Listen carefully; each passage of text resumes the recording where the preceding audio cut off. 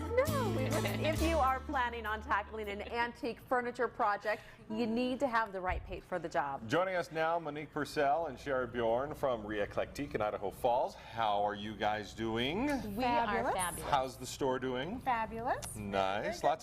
Lots of cool things. If you've never been to Re-Eclectique, it's one of those things you're not going to find these things anywhere else. Nope. It's very unique. And you're going to show us how to tackle some painting projects. Maybe you have some furniture or you have something at your home and you want to paint. Let's go ahead and start with this end table right here.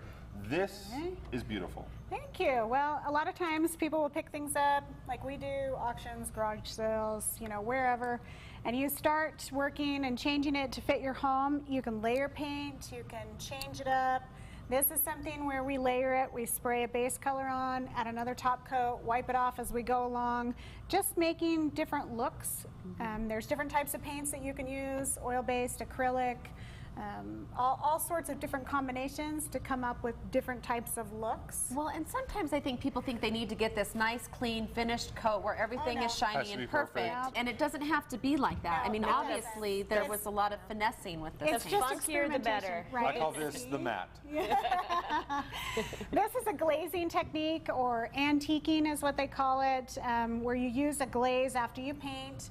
You use a glaze to just kind of bring out the little crevices and the details to the piece, so it just pops out a little bit more. And it's nice because it gives something this small as far as the width goes, a little depth to it when you're looking at it. It changes it completely, and it looks so fantastic once you have that.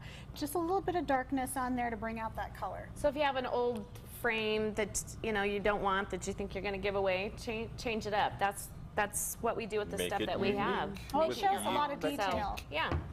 Let's go to this piece right here. This to me is just classic, what, 1950s, 1960s? I love it. Usually came in a pink color. Right. With the orange carpet. Yep. Yeah.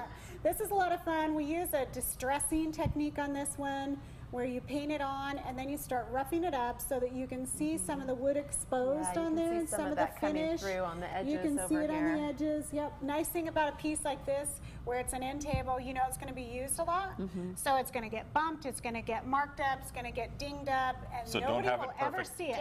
Just start out with it, kind of having a little bit of that. Because it's already distressed, so it doesn't matter. Does it matter with the type of wood? Because types of wood, and depending if they have a finish on it, can absorb the paint differently? Absolutely. Everything turns out differently each time, and if you can't really paint, you can paint laminate, but it comes out completely different. Every piece, depending on what type of finish they had back then, will determine how the paint comes out. So you just have to go with it. And this piece right here really kind of shows that. You have very raw wood. Yeah, that's the fun that I like, is because you never know what you use as a canvas, how it's going to pick up paint, how it's going to take the color, how it's going to look afterwards. So, I mean, it's just picking stuff that you have in your backyard, like some old sticks, and kind of putting them together and turning it into a clock. Yeah. So and this, I don't know if everyone can see, but it's not. It's not perfect. It's not perfect. It's very spotty. Some parts it really absorbed in. Some parts it's not even covered at all. And that's what gives it its unique look. It's not a perfect glossed painted And every stick in this piece is unique in and of itself. Different shapes. I didn't cut any of them down. I just kind of started working with them, and this is kind of what the project turned into. So, and then people think of painting. You think of a canvas and oil-based paint. I prefer to use any kind of paint I feel like using that day. This I just did with spray paint. Different textures, different layers, different pieces. Just stencils and just spray paint? Yeah. There's so many different kind of paints, and like she had mentioned, techniques out there. You just start kind of playing with it. If it doesn't work, you paint over it. That is the best thing about paint. Yeah, there's nothing wrong. You can't do anything wrong because you can just paint right over it. A lot of times people are scared to try something new. Just keep going, because you can always paint over it. Because we have flub ups, but I mean, that's the fun of it. Yeah. So. Happy accidents. And this is just awesome. It's well, what I was going to say with this is, like I said, this was an old sign that was hung up, and if you don't want that sign anymore, it doesn't fit in the kitchen, take it, repaint it, turn it into something else. Repurpose it. Yep. All right, Sherri, Monique, thank you so much for coming on the show. And if people would like to check out your stuff, where are you guys located?